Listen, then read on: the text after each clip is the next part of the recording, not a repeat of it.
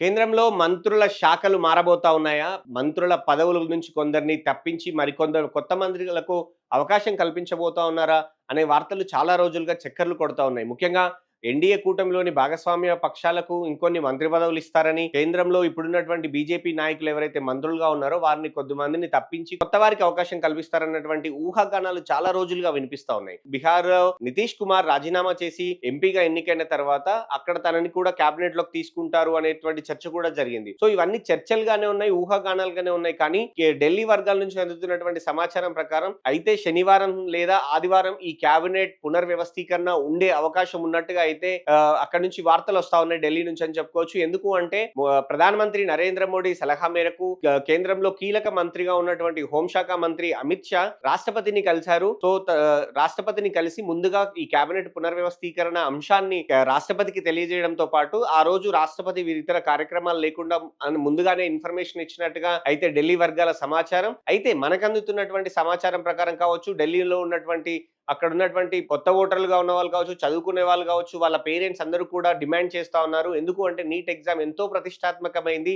దాన్ని సరిగ్గా నిర్వహించలేకపోయారు అనేది ఇటు కేంద్ర ప్రభుత్వం మీద ఒత్తిడి ఉంది. అలాగే ధర్మేంద్ర ప్రధాన్ రాజీనామా చేయాలన్నటువంటి ఒత్తిడి ఉంది. అయితే ఇప్పటికిప్పుడు తనతో రాజీనామా చేయిస్తే, తనని మంత్రివర్గం నుంచి తప్పిస్తే రాంగ్ సిగ్నల్స్ వెళ్తాయి. లేదంటే ఆ నీట్ ఎగ్జామ్‌లో తప్పులు నిజమే అని ఒప్పుకున్నట్టు అవుతుంది అన్న ఉద్దేశ్యంతోటి, అది కేంద్ర ప్రభుత్వం తప్పుగా అంగీకరించినట్టు అవుతుందన్న ఉద్దేశ్యంతోటి ధర్మేంద్ర ప్రధాన్‌ని హెచ్ఆర్‌డీ మంత్రి నుంచి తప్పించి మరో మినిస్ట్రీకి బదిలీ చేసే అవకాశం అయితే ఉన్నట్టుగా తెలుస్తోంది. హెచ్ఆర్‌డీగా అంటే ఎంతో అప్రతిష్ట మూటగట్టుకున్నటువంటి కేంద్ర ప్రభుత్వం దానిలో దిద్దుబాటు చర్యల్లో భాగంగా కేంద్ర ఆర్థిక మంత్రిగా ఉన్నటువంటి నిర్మలా సీతారామన్‌కు ఈ హెచ్ఆర్‌డీ మినిస్టర్ ఇచ్చే అవకాశం అయితే కనబడతా ఉంది. అలాగే కొత్తగా ఆర్థిక మంత్రిని ఎవరికి ఇస్తారనేది చూడాలి. సో ఒకటి ధర్మేంద్ర ప్రధాన్‌ని ఇప్పుడున్నటువంటి మంత్రిత్వ శాఖ నుంచి తప్పించడం, అలాగే కేంద్ర ఆర్థిక మంత్రిగా ఉన్నటువంటి నిర్మలా సీతారామన్‌కు ఆ మంత్రిత్వ శాఖ నుంచి తప్పించి హెచ్ఆర్‌డీ మినిస్టర్‌గా అవకాశం ఇవ్వబోతున్నట్టుగా తెలుస్తా ఉంది. అలాగే కేంద్ర మంత్రులుగా ఉన్నటువంటి వారిలో దాదాపు ముఖ్యంగా సహాయ మంత్రుల్లో చాలా మందిని మార్చే అవకాశాలు ఉన్నట్టుగా కనపడతా ఉంది. చాలా మందికి ఉద్వాసన పలికి కొత్త వారికి అవకాశం ఇవ్వాలి సహాయ మంత్రుల్లో అనేది అయితే వినపడతా ఉంది. అలాగే నితీష్ కుమార్ కు కేంద్రంలో ఒక మంచి పోర్ట్‌ఫోలియోతో ఒక మంత్రి పదవి ఇచ్చే అవకాశం ఉన్నట్టుగా వార్తలు వినిపిస్తా ఉన్నాయి. అలాగే శివసేన యూబీటీ అంటే శివసేన ఉద్ధవ్ ఠాక్రే వర్గంలో మరోసారి చీలిక వచ్చింది. 6 ఎంపీలు బయటకు వచ్చి ఏక్నాథ్ షిండే వర్గంలో చేరిన నేపథ్యంలో అక్కడి నుంచి కూడా వాళ్ళకి మరొక మంత్రి పదవి, ఒక సహాయ మంత్రి పదవి ఇచ్చే అవకాశం ఉన్నట్టుగా తెలుస్తోంది. అలాగే ఎవరైతే తృణమూల్ కాంగ్రెస్ నుంచి బయటకు వచ్చినటువంటి 21 మంది ఎంపీలు ఉన్నారో వాళ్ళందరూ కూడా కొత్త పార్టీ, ఒక చిన్న పార్టీలో చేరినప్పటికీ వాళ్ళందరూ కూడా ఎన్డీఏలో అఫీషియల్ గా జాయిన్ కాబోతా ఉన్నారు ఆ పార్టీ తరఫున. సో వాళ్ళకి కూడా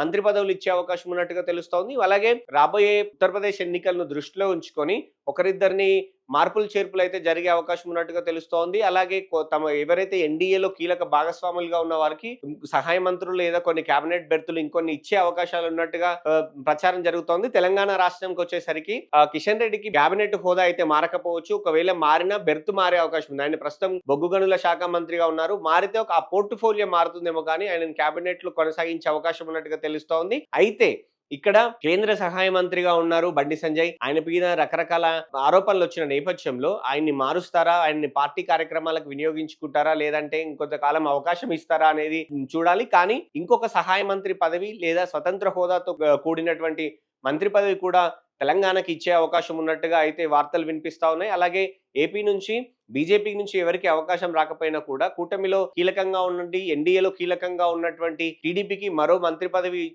గతంలో ఆఫర్ ఉంది. ఆ ఆఫర్ ఈసారి మంత్రి పదవి ఇచ్చే అవకాశాలు ఉన్నట్టుగా అయితే తెలుస్తా ఉంది. సో ఇట్లా ఒక్కొక్క రాష్ట్రానికి సంబంధించినటువంటి పరిస్థితులను బేరీజ్ వేసుకుంటూ ఆయా రాష్ట్రాలకు అంటే కొన్ని దాదాపు 5 రాష్ట్రాలకు ఎన్నికలు రాబోతా ఉన్నాయి. సో 5 రాష్ట్రాలకు ప్రియారిటీ ఇచ్చుకుంటూ, అలాగే కీలకమైనటువంటి రాష్ట్రాలకు ప్రియారిటీ ఇచ్చుకుంటూ, కీలకమైన భాగస్వాములకు ప్రియారిటీ ఇచ్చుకుంటూ ఈసారి అంటే వచ్చే సాధారణ ఎన్నికలకు సంబంధించినటువంటి టీమ్‌గా ఈసారి క్యాబినెట్ కూర్పు ఉండబోతున్నట్టుగా అయితే చాలా స్పష్టంగా తెలుస్తోంది. సో అయితే శనివారం లేదంటే ఆదివారం అయితే ఖచ్చితంగా ఈ క్యాబినెట్ పునర్వ్యవస్థీకరణ ఉంటుంది అనేది ఢిల్లీ వర్గాల సమాచారం.